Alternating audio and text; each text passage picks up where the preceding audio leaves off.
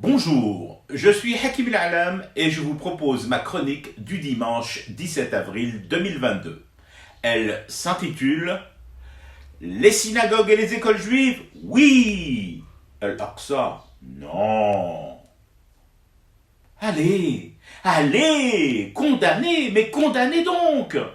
Des soldats de l'armée sioniste sont entrés dans la mosquée El-Aqsa, ont essuyé leurs rangers sur les tapis de prière, sur les fidèles brutalisés, jetés à terre, blessés et pour nombre d'entre eux arrêtés. Et là, ça sort difficilement, souvent d'ailleurs ça ne sort même pas, la glotte bloquée. Pourtant, ce sont les musulmans qui font en ce moment le ramadan.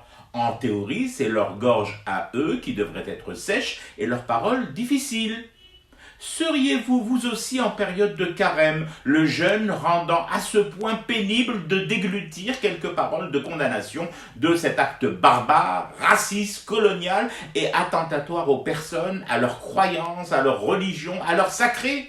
Le moindre petit pétard mouillé lancé par un mioche contre une synagogue, le plus petit et bête tag sur ses murs, et vos pays s'enflamment les réchauds de solidarité éructés plus que dites, gueulés plus que parlés, servis sur un coussin de velours délicat au dîner du CRIF comme une offrande, un gage d'alignement aveugle et sans fin sur Sion. Mais bon Dieu!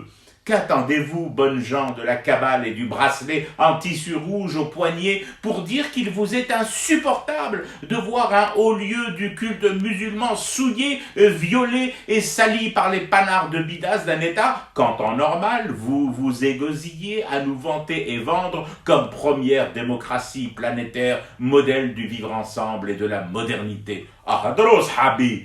Il n'y a pas de col de chemise blanc largement ouvert sur la poitrine pour débouler sur les plateaux de BFM, CNews, la BBC, Fox News ou CNN afin d'y condamner de la manière la plus vive l'agression israélienne contre Al-Aqsa en plein mois sacré. Ramadan ya Rab.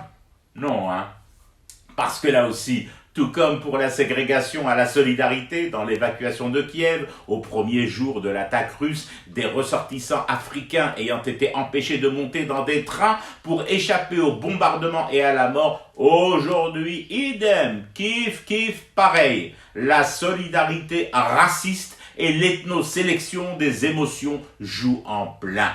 La synagogue et les écoles juives, oui. Al-Aqsa, non. Mon Dieu, quel bonheur que j'éprouve de ne pas faire partie de votre monde, ce monde qui distingue les malheurs et les trie dans le tamis de sa concupiscence. Fier de considérer, moi l'agnostique, que tout lieu de culte doit être protégé dans sa sacralité entière. Je vous vois, loin, très loin derrière dans ces temps immémoriaux des croisades, et confirme n'avoir plus rien à apprendre de vous en humanité.